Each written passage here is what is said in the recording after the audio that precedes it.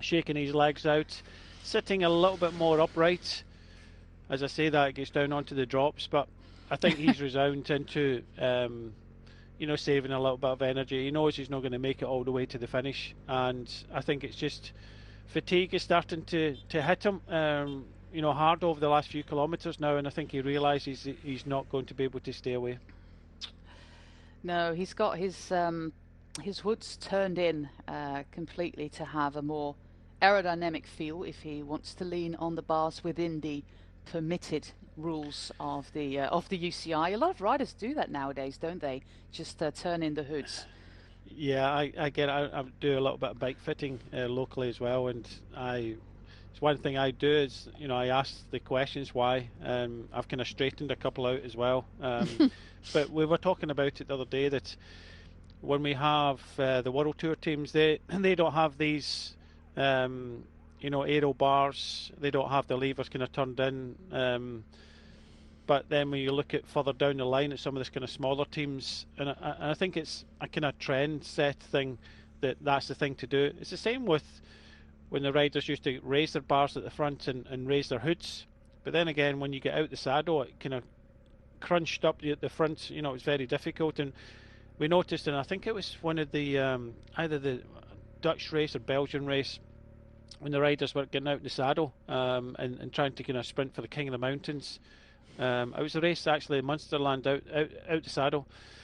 Some of the sprints, they didn't look stable. No. And that's it. And I think Van Schip was one of the riders, the Dutch rider that had those bars. And I think Dan Bigham tried something as well, really, really narrow bars. And that's the way the track is. The track is going really, really narrow. And I'm saying into the 20s narrow bars. But, we've gone to kind of 36, and Dan Bigham thinking that road bars would go even a bit narrower. But when you go narrow, then you it's always very difficult when you get out the saddle to keep that bike steady, and I think it's a little bit dangerous, and I think there's a little bit of kind of fight, because the industry, you cannot tell the industry, you can't ban certain things because the industry is producing them and it's unfair to them. So some of the manufacturers will be pushing for it, but I think the UCI will look at it and put in some sort of conditions for bars, because I really do think, and we're seeing this happen all the time, crashes and various other things. And I know a lot of it is down to riders are just being told you have to be at the front all at the same time, and there's maybe a little bit of disrespect in the peloton to your fellow professionals, but such is the pressure of all the races that we've got. We're talking about 12 months of racing, a lot of pressure on riders to deliver performances. It's always performance, points, performance, and that has its own consequences. But I really do think that aero bars are causing a little bit of trouble as well, and we may see the UCI do something about that in the future. I was just wondering if your handlebars get narrow and narrow. Of course, we know that you can be in a time trial position for an hour, maybe. Colleague of mine has done, I think, 4.5 hours in a race in Ireland. Ronan McLaughlin. But can you be in like such a squeezed position with your shoulders for so many hours? It cannot be comfortable having these narrow bars on your bike.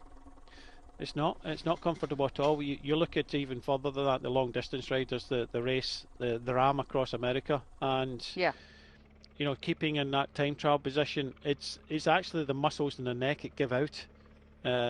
And that causes some major problems for the riders, because it's not a natural position to ride on the bike. So if you're trying to ride for comfort or aerodynamics, if you ride an aerodynamic position for that long and that distance, then pretty much your neck muscles just give in. I mean, your neck muscles give in, you can't keep your head up, and that it causes its own problems. So again, it's something that I look at when I do, these bike fittings. Is are you looking for comfort? Are you looking for aerodynamics? What are you looking? Are you looking more for performance?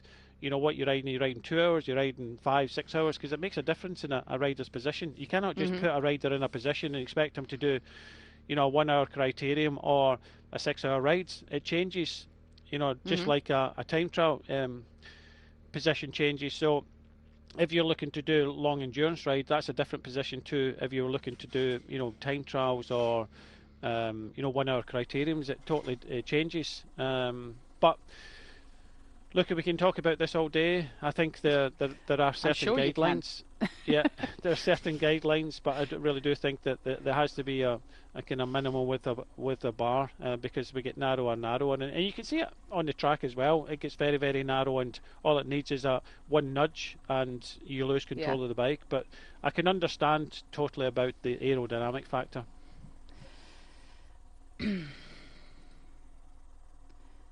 Well, we see the collar blocking happen in the peloton right now, where the teams are grouping together to prepare for those final kilometers in the sprint. This is basically the kind of road that we are going to take all the way to Raub, which in Malay is also called Pahang. It's the district of Pahang. And it was first explored all the way back in the 18th century, a gold mining settlement back in 1892 by the Australian Mining Company, actually. And the two most recent winners in Raub were also two Australian riders. These are the final 12 kilometers of stage 2 of the Tour of Langkawi. We started in Kuala Klawang and we make our way to Raub. The longest of the 8 stages, 178.9 kilometers, with Gleb Syriza in the yellow leader's jersey. We have yesterday's runner-up Erland Blikra in the greenish, it's not really green, but greenish jersey. We have Jambal Jans Seinbayar in the red jersey for best climber, a jersey that he secured again today. And the best Asian rider wearing the white jersey is from Thailand, is Chai Chang-wang, and he has that jersey on loan.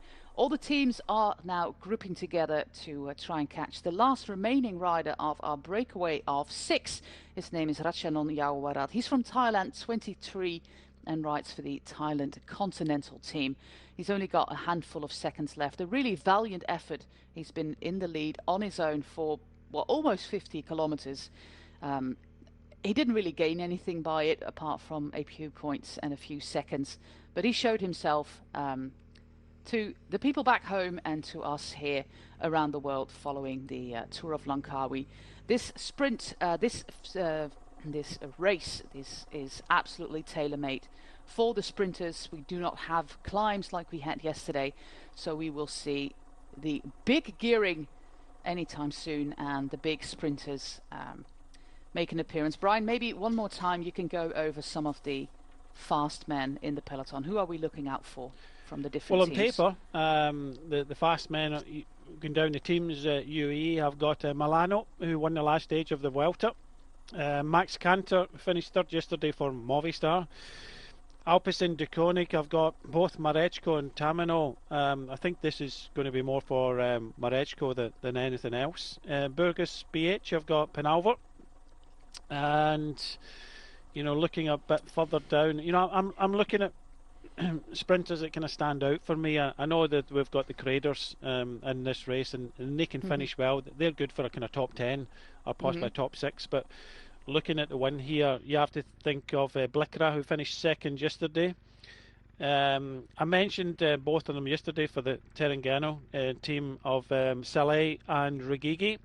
Janse van Rensburg for Lotto Soudal seems to be the man that they're looking towards. He finished 6th yesterday. He just went a little bit early. I think Gleb Syriza has to be, one of the riders that is on form here, and from his sprint yesterday, to go over those climbs and the running towards the finish, he has to be pretty much one of the favourites. Grossu of Drone Hopper, and I'm sure that looking at some of these other teams, this is the second stage, and in the second stage that there's not as much cumulative fatigue for a lot of these teams, and they have kind of sat back in this peloton all day. It's going to be one of these sprints where it's going to be messy, a little bit like yesterday, and in a messy sprint you're hoping that the door opens for you. Sometimes it doesn't, sometimes it does. The thing about these sprints, Jose, is it's big wide roads, it's not technical, so it doesn't really string things out. Smaller teams of 6, so you don't have that kind of big lead out train. It might not be fast enough, so I think we're going to see a messy sprint.